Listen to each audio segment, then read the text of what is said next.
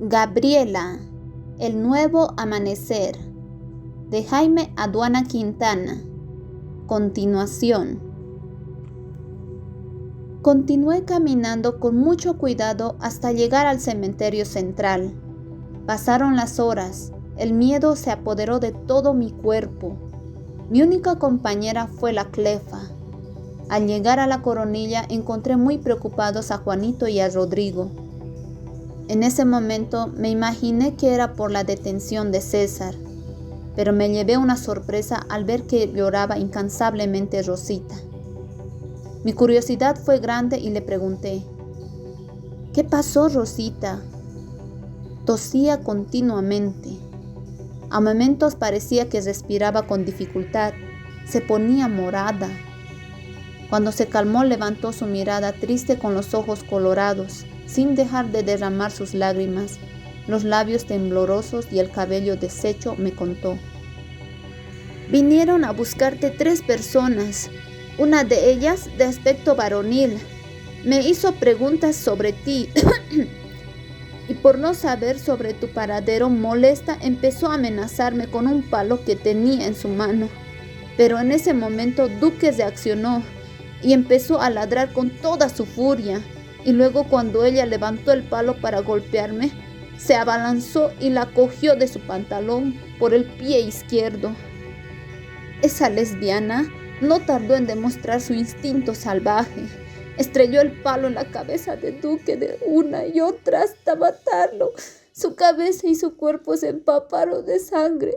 Ni siquiera se dio tiempo de lamentarse.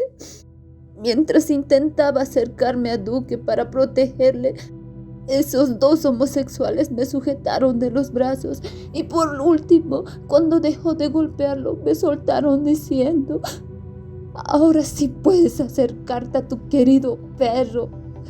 No levanté mis brazos, aún sentí que su corazoncito latía por un momento y por último dejó de palpitar. Lo abracé y lloré sin descanso. Al oír esa tragedia, con los ojos llorosos, desesperadamente lo busqué con la mirada y le pregunté: ¿ahora dónde está Duque? Levantando su chamarra vieja y sucia, me respondió: está aquí. Su cuerpito yacía en el piso. No podía creer que Duque estaba muerto. Moviendo la cabeza sin poder aceptar, con ambas manos me cogí de los cabellos y grité desesperadamente: ¡no, no! ¡Duque! ¡Despierta, despierta! ¡No me dejes! Eres mi compañero fiel.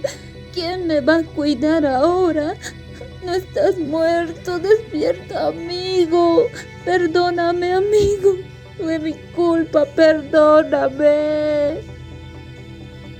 Abrazándolo, me puse a llorar.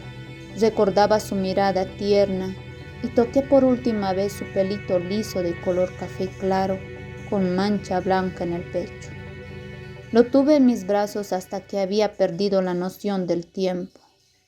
De pronto vi como Juanito quemaba cartones viejos para alumbrar mientras Rodrigo cavó una pequeña fosa. Cuando llegó la hora de decir adiós a Duque, me quité la única chamarra que llevaba puesta y envolví su cuerpito para luego enterrarle. Regué con mis lágrimas la tierra y por último le colocamos una pequeña cruz. En ese momento difícil, Juanito me dio otra mala noticia con su voz apagada: Gabriela, tengo que llevar a un lugar más seguro a Rosita. Me preocupa bastante su estado de salud. Perdóname. Debemos dejarte. Levantándose, me dieron un abrazo y se alejaron. Rosita caminaba con pasos lentos. Con una frazada vieja protegía su cuerpo delgado. La tos continuaba. Se fue escupiendo sangre. Juanito la ayudó sosteniéndola con uno de sus brazos y en la otra mano llevaba un saquillo que contenía su ollita y sus platitos. Nunca más los vi desde entonces. Supe después de mucho tiempo que Rosita murió con neumonía y Juanito se suicidó en Santa Cruz por decepción después de la muerte de su pareja. Muy pensativos, nos quedamos solos con Rodrigo. Fue un día negro para nosotros. Perdimos seres valiosos definitivamente. El mundo de la drogadicción es horroroso. Nos quedamos sentados debajo de uno de los cactus que nos servía como techo de protección. Aquella noche nos pareció bastante larga y la única forma de olvidar nuestras penas era consumiendo droga. Mientras que la lluvia continuó cayendo formando riachuelos. De pronto se me vino a la mente Romalda. Sabía que en cualquier momento nos íbamos a encontrar. Tenía que estar preparada para esta situación. Sin embargo, no podía sacar de mi cabeza cómo torturaron a mi querido fiel amigo Duque. Mis impulsos agresivos me incitaban a tomar una venganza. Amaneció de golpe y salió el sol. Rodrigo, muy aburrido por pasar la noche sentado en un solo lugar, me dijo: Gabriela, voy a conseguir algo de comer. Nos encontraremos cerca del mediodía. Sentía miedo. Me preocupaba quedarme sola pensando en el retorno de Romalda y sus amigas. Entonces pregunté: Rodrigo, ¿estás seguro de que volverás? Ahora más que nunca necesito a alguien a mi lado. Siento aire de peligro y estoy completamente débil. Muy seguro, me contestó. Te debo un favor y cumpliré. Mis amigos me comentaron que llegó Mauricio, un amigo que conocí hace 4 años en la ciudad de La Paz. Te cuento que es muy bueno para los golpes y me gustaría que lo conozcas. Cansada de los problemas, le dije pensativa: Basta de peleas. Me convenció con sus palabras, tratando de darme seguridad. Mauricio será nuestro guardaespaldas. Tenía miedo estar sola, pero pensé que cuanto más fuéramos, más seguros estaríamos y le dije: Nada de guardaespaldas, necesitamos más amigos. Sacudió su chompa de lana y se abrigó. Se alejó apresurado. Me quedé sola extrañando a Duque, mi fiel amigo. Mis lágrimas nuevamente rodaron. Me sentía vacía, sola. Mis amigos se iban y rara vez volvían. No creía que Rodrigo iba a volver. Ya no deseaba vivir. Quería morir de una vez para dejar de sufrir. Imaginé a mis papás y a mis hermanos. Imaginé que vivía feliz con ellos y que todo lo demás era una larga pesadilla. Pasaron las horas. El aguacero vino y continuó hasta que el sueño me venció como a una niña. Quedé profundamente dormida. Pasaron 3 días y Rodrigo no retornó. Por el día sentía hambre, sed, frío, soledad y tristeza. Por las noches me reunía con el grupo para compartir algo de comer, beber y algunas veces consumíamos marihuana. No faltaban las horribles peleas. Muchas veces utilizaban armas punzantes hasta que decidí estar sola. Me fui a buscar algo de comer. Nuevamente ambulé por la calle con mucho cuidado para no chocar con Romalda. Cerca de las 6 de la tarde en el mercado La Pampa, sector comidas, me dieron muchas sobras. Cuando me retiré sentí gotas de lluvia sobre mi rostro. Decidí dirigirme a mi refugio en La Coronilla. La gente se movía rápido buscando un lugar para ocultarse de la lluvia. Apresuré mis pasos. Cogí un cartón viejo y me puse de paraguas. Continué caminando y de pronto me pareció oír la voz de Rodrigo. ¡Gabriela! ¡Gabriela! Mi corazón se revolcó de alegría. Me di la vuelta para encontrarle. ¡Era él! Pero me impresionó la presencia de su amigo. Quedé muda. No me salió ni una sola palabra. Muy agitado, Rodrigo me dijo: ¡Hola, Gabriela! Él es Mauricio, mi amigo. ¿Recuerdas que te hablé de él? Lo conocí en La Paz. Me llamó la atención a primera vista su forma de ser como persona. Era alto, delgado, cabello negro peinado hacia atrás, terminaba en una colita pequeña. Su vida fue llena de amarguras durante muchos años. Nació en la ciudad de El Alto. A sus 27 años cayó en el mundo del alcoholismo por sus malos amigos. Me extendió su mano con una sonrisa de amistad sincera. Hola, Gabriela. En mi interior sentí algo indescriptible, felicidad, cosquillas en el estómago y muchas cosas más cuando apretó mi mano. Al principio me sentía tímida, pero fuimos amigos a partir de ese día. Después de unas semanas, Rodrigo nos dio la noticia de que había conocido a una muchacha llamada Clara y ambos decidieron mudarse a Santa Cruz. Fue un adiós muy triste. Mientras iban, recordé los buenos y malos momentos que pasamos en este mundo maldito de la drogadicción. No me quedé sola. Mauricio siempre estaba a mi lado. Pero no terminaron mis problemas. Llegaron los comentarios de que me buscaba Romalda muy furiosa y celosa porque supo que caminaba acompañada de Mauricio. Una noche cuando caminábamos comentando sobre cuántos días faltaban para la Navidad y pensando cómo podíamos pasar, de pronto Mauricio se puso en mi delante y me miró a los ojos diciendo: «Faltan 4 días para Nochebuena». Mauricio llenaba mi vida. Me hablaba con entusiasmo. Sus palabras me hicieron recordar a mis padres.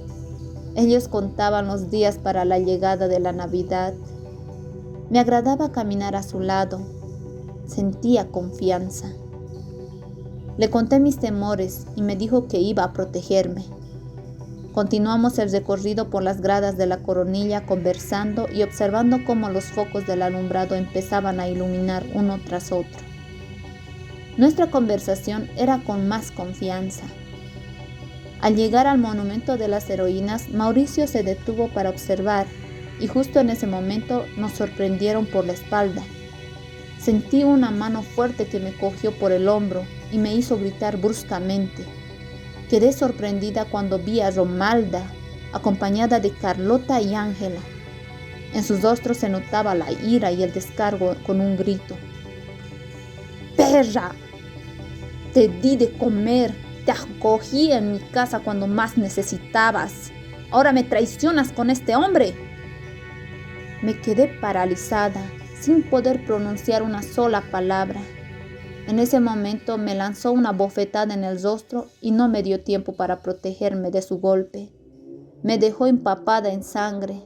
La reacción de Mauricio no se dejó esperar. Vi llegar un golpe muy duro en el rostro de Romalda, que la hizo caer al suelo gritando desesperadamente. ¡Ay, mi nariz! Tenía el tabique roto y la sangre le salía como de una pileta. Mauricio estaba bastante molesto y continuó golpeándola. «Toma, maldita, esto te enseñará a no ponerle tus manos a mi enamorada». Levantando una piedra, Carlota se abalanzó hacia Mauricio. Le ensangrentó la cabeza y eso le puso furioso. Mauricio le dio un golpe en el oído derecho, dejándolo tendido en el suelo. Desde ahí Carlota comenzó a gritarle. «¡Atrevido! ¿No te da vergüenza golpear a una mujer indefensa?». La más agresiva fue Ángela. Sacó de su cartera una navaja y la clavó en el brazo de Mauricio, dejándolo paralizado por unos segundos, que quiso aprovechar para introducirle la navaja en la espalda, pero apresuradamente la cogí por la mano para impedirle.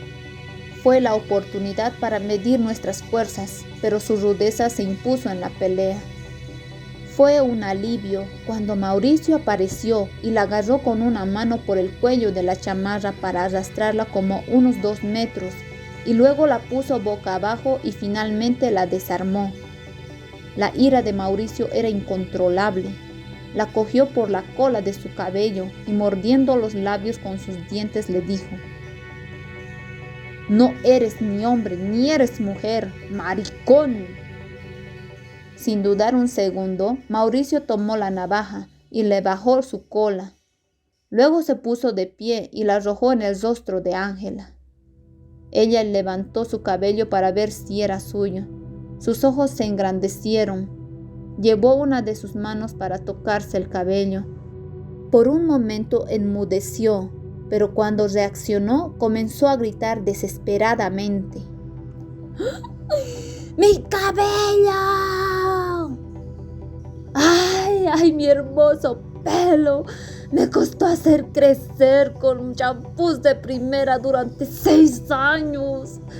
¿Qué van a decir mis admiradores? Estoy perdida. Se puso a llorar inconsolablemente. Al ver aquello, Carlota trató de huir, pero sus tacones la traicionaron. No pudo correr y Mauricio la atrapó como a una muñeca. Le dio un golpe en el estómago y la dejó paralizada. Corrió la misma suerte de Ángela. Primeramente le bajó su cerquillo y luego su cabello ondulado. Se quedaron sentadas llorando arrepentidas. Luego vino la parte más difícil, Romalda. Se quitó la chamarra para mostrar sus brazos fornidos. Le desafió a una pelea que duró más de 5 minutos. Romalda con uno de sus mejores golpes le rompió la ceja del lado derecho. Mauricio cayó pesado.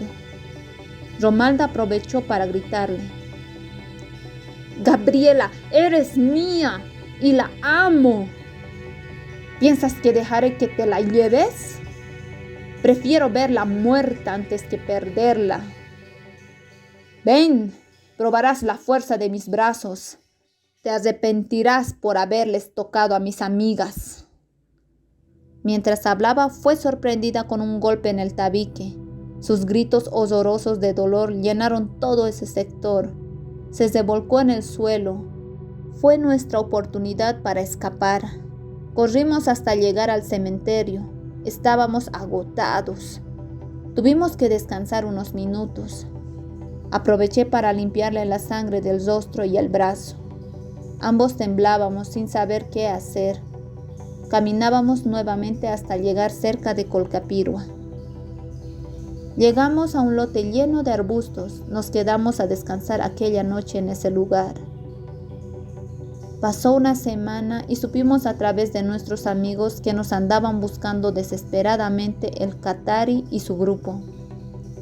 Eran muy conocidos en el mundo del hampa, hombres sin sentimiento. Por dinero hacían trabajos sucios y esto me preocupaba por la vida de Mauricio. Además, Romalda no iba a descansar hasta vengarse. Entonces recuerdo que un día, al mediodía, mientras comíamos mote con charque, decidimos mudarnos a la ciudad del Alto. Mauricio me hizo conocer que sus padres tienen una casita pequeña en el sector del Río Seco. Fue una idea muy buena, aunque se presentó otro problema: el dinero para nuestros pasajes. Sin embargo, Mauricio decidió sacrificar el crucifijo de oro de sus padrinos de promoción. Le habían regalado hacía tiempo. Fue solo a joyerías. Le pagaron muy poco, pero fue lo suficiente para realizar nuestro viaje. Al día siguiente, aprovechando el sol de la mañana, muy temprano compramos un pequeño shampoo y jaboncillo y nos dirigimos al río Huayculi de Quillacollo para darnos un aseo general y lavar nuestra ropa. Por la noche, a la altura de la tranca de Suticollo, conversamos con un chofer y tomamos un camión cubierto con una carpa que transportaba muebles viejos desechos. En su interior había 5 personas que se encontraban echadas y 3 de ellas acullicaban coca acompañada de legia. Esa noche el viaje fue doloroso. El frío penetró por nuestros huesos y las gotas de agua pasaron por la carpa, mojando nuestros cuerpos.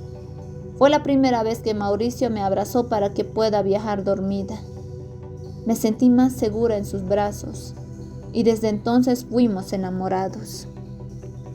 A la mañana siguiente, al llegar a nuestro destino, la lluvia continuaba. Hacía mucho frío. Cuando se detuvo el camión, bajé temblando. Me detuve a observar cómo se movía la gente apresuradamente. Iban y venían de un lado a otro. Las calles estaban cubiertas de lodo, pero aquello no impedía a los comerciantes que vendían café con pan y queso. Mauricio, emocionado, me comentó: «Esta es mi tierra, aquí nací, el Alto». Mauricio me tomó de la mano y me llevó apresurado en medio de la gente. Quedé confundida y me desubiqué. Llegamos a la parada donde había varios niños que gritaban: «¡Zio Seco! ¡Zio Seco!». Abordamos un trufi. En el interior traté de calentar mis manos y mis pies. Estaba congelada. El rostro de Mauricio estaba iluminado. Lo vi más alegre que nunca. Era un buen muchacho. Y me pregunté en el fondo: ¿cuál habría sido el motivo para que se vuelva alcohólico? El trufi se llenó de pasajeros. Esperábamos muy ansiosos la partida.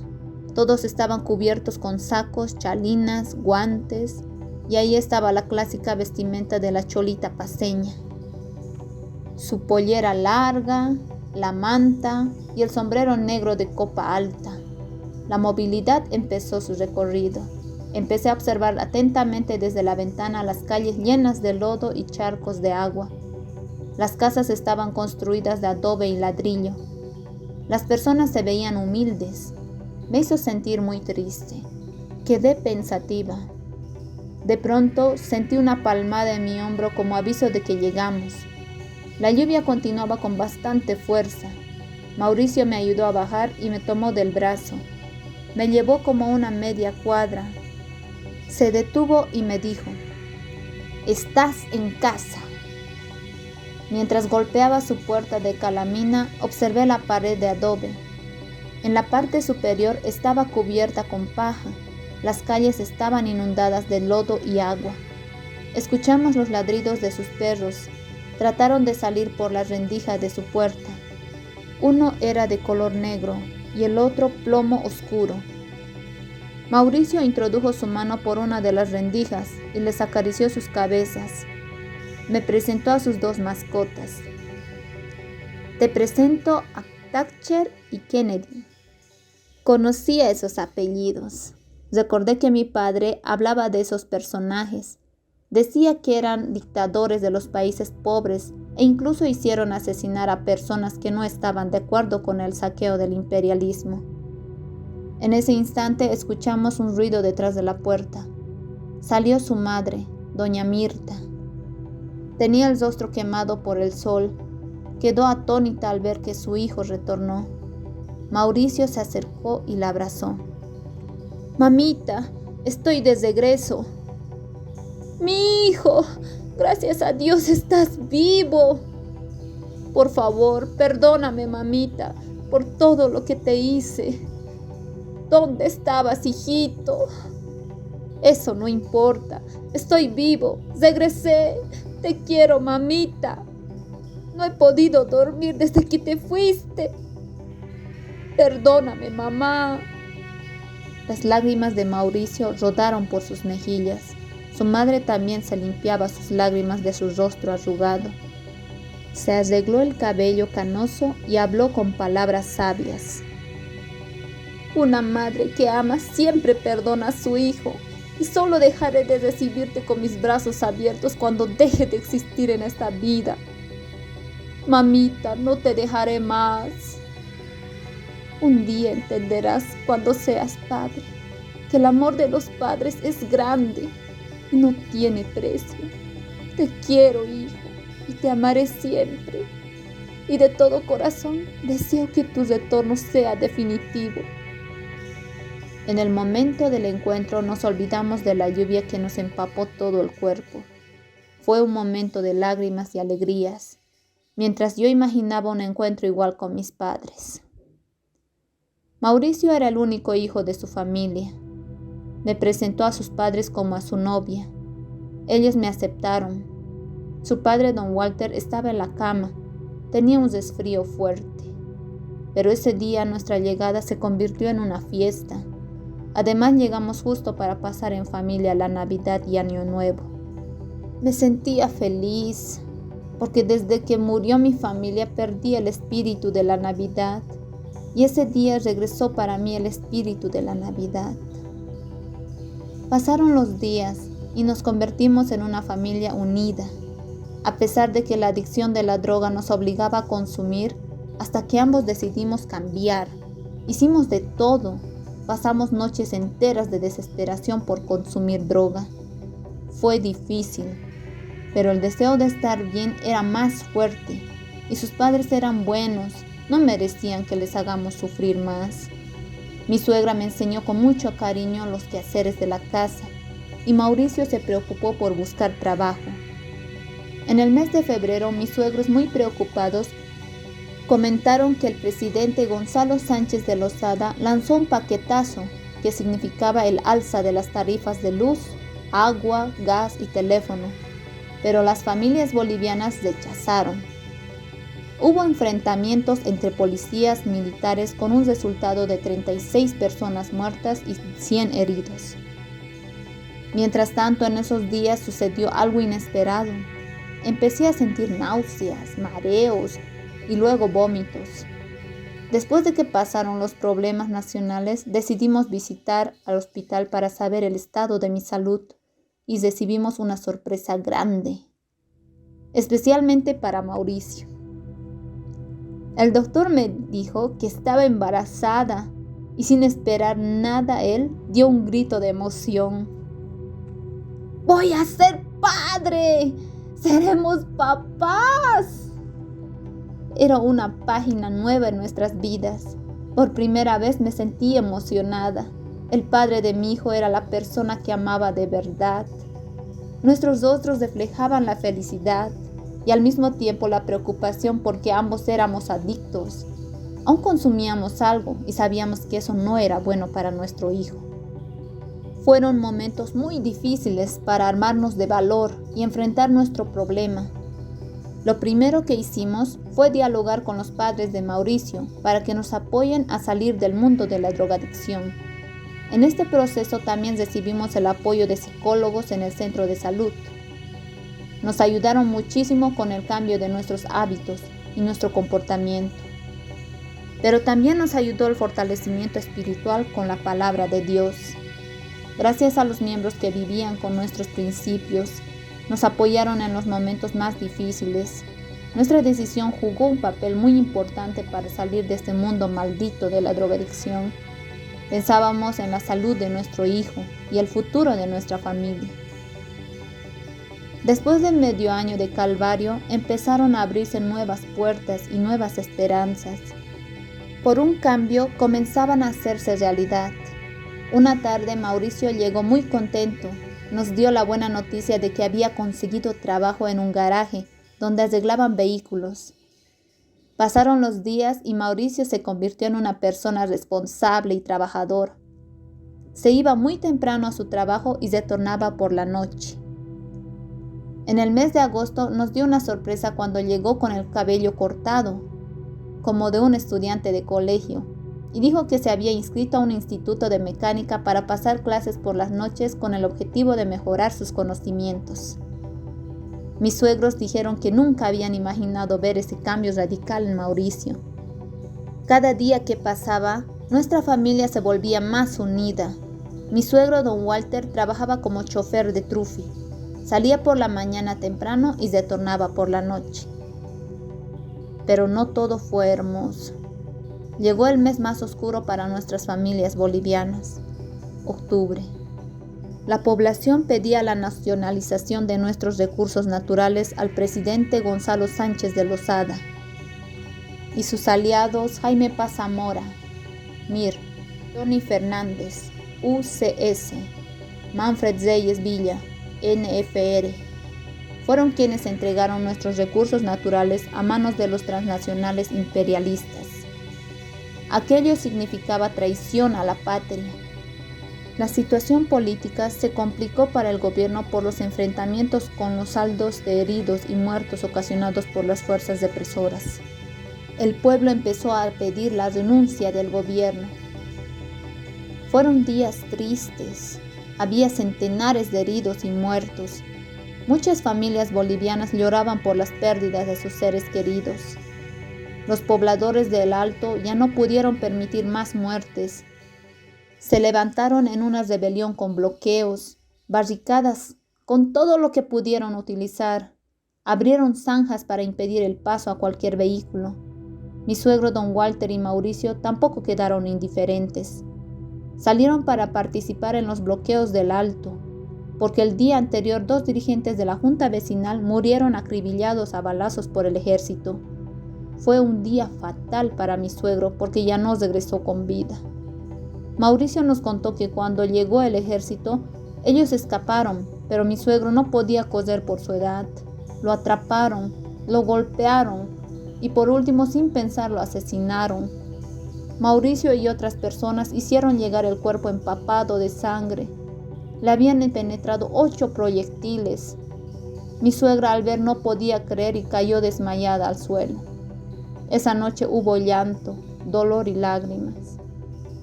Mauricio gritaba desesperadamente por la muerte de su padre.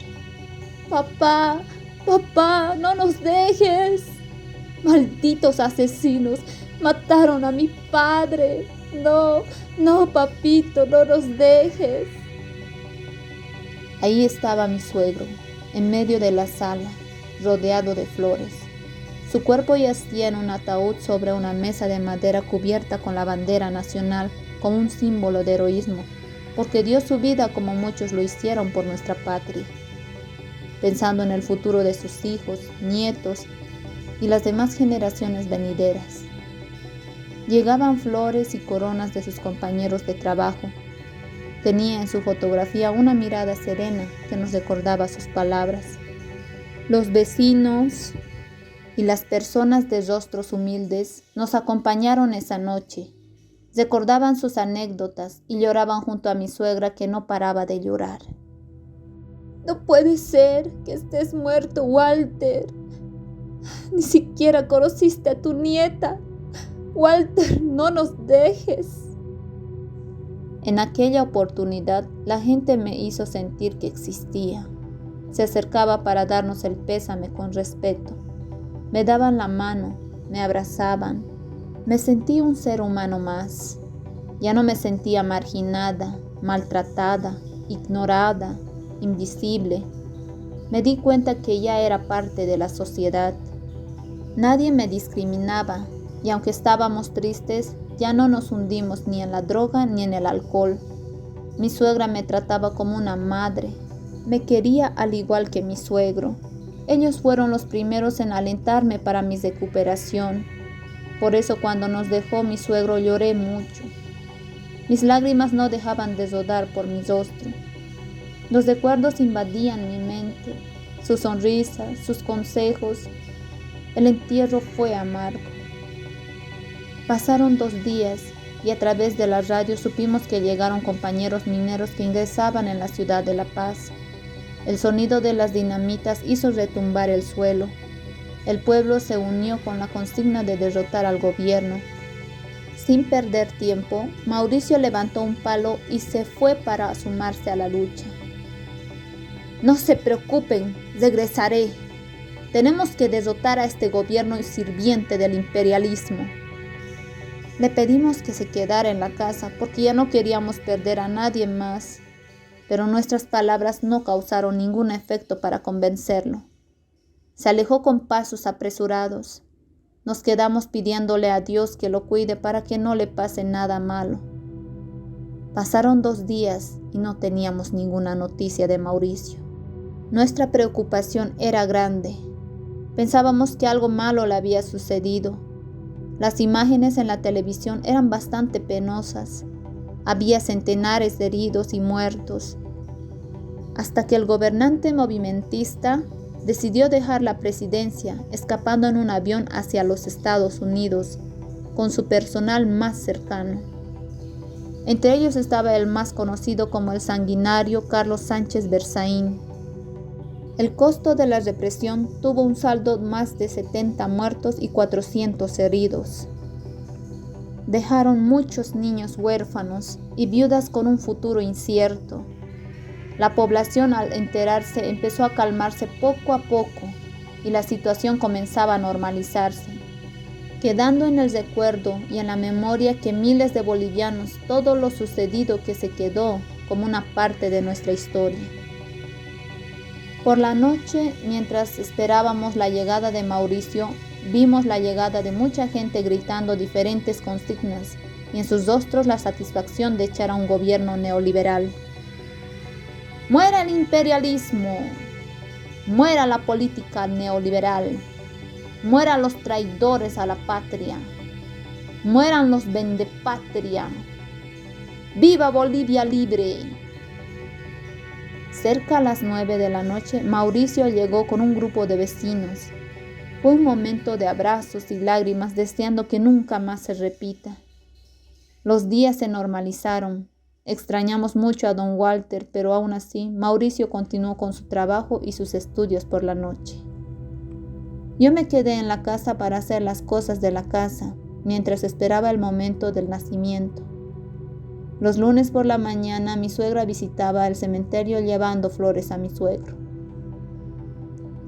A fines de noviembre, una madrugada llegó la hora del nacimiento de mi hija. Mauricio me trasladó al hospital. Fue difícil, doloroso. Sufrí como unas 6 horas para el parto, pero cuando me entregaron a mi hija y la tuve en mis brazos pensé, valieron todos los sufrimientos y dolores.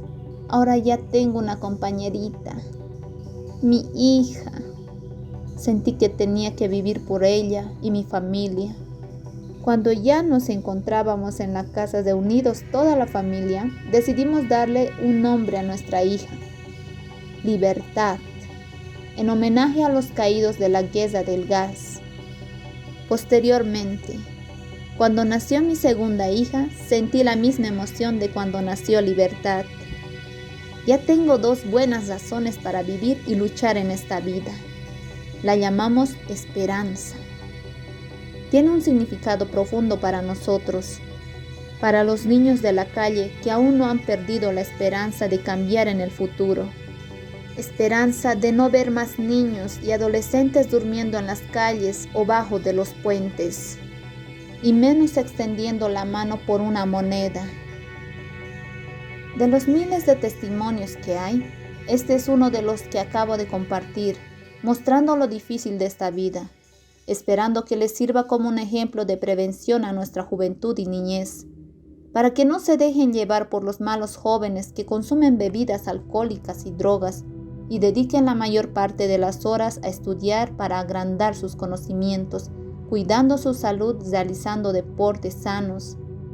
Ciudadanos que aporten con su mano de obra y también ciudadanos que exploten su potencial interior, su capacidad de crear o inventar en beneficio de la humanidad, ocupando el tiempo libre haciendo actividades sanas, como el voluntariado que hace mucha falta, practicando la solidaridad para que el día de mañana sean grandes hombres y mujeres honestos y seamos dignos de ser llamados bolivianos y seres humanos. A través de nuestro ejemplo, debemos transmitir la solidaridad, principios y valores a nuestros hijos, a los niños y adolescentes. Debemos cuidarlos y protegerlos en la etapa más difícil de su vida, como todo ser humano ha pasado. Sin embargo, el Estado no debe olvidar de cumplir con su obligación de controlar que ningún niño o adolescente deje de estudiar, y más que todo las autoridades departamentales deberían velar por su futuro, apoyando a todo establecimiento educativo con todo lo que se requiere para la educación. De la misma manera, se deberá otorgar apoyo psicológico, psicopedagógico y otros requerimientos profesionales, pensando en un buen futuro para que el día de mañana sean buenos ciudadanos que sirvan a nuestra sociedad, explotando su potencial para que junto a ellos hagamos de nuestra patria una potencia. Deberíamos prevenir las consecuencias que ocasionan las actitudes negativas, destructivas y violentas en nuestra niñez y adolescencia, como los malos programas televisivos, la drogadicción, el alcoholismo, las pandillas juveniles, los juegos electrónicos, tragamonedas, videos violentos y la pornografía. No solo deben pensar en recaudar dinero mediante impuestos otorgando autorizaciones para las aperturas de locales de expendio de bebidas, mas al contrario, deberían apoyar en la educación, el deporte y las actividades constructivas. Y no solo pensar en ser los nuevos ricos a través de la politiquería, esperando siempre que nuestros gobernantes, senadores, diputados y autoridades departamentales trabajen por el desarrollo de nuestra querida patria Bolivia. Debemos recordar que los niños son como el cemento fresco. Todo que les cae les deja una impresión indeleble. Cuidemos y eduquemos a nuestros niños para que no sean presas fáciles del abismo. En nombre de nuestra niñez y juventud, desde el fondo de mi alma les pido: no más a las drogas, no más al alcoholismo, no más a las pandillas juveniles, no más a la pornografía, no más a los juegos electrónicos, no más a los tragamonedas, no más a los videos violentos. Sí al estudio, sí al deporte. Por una Bolivia grande, libre, soberana y unida. Jaime Aduana Quintana.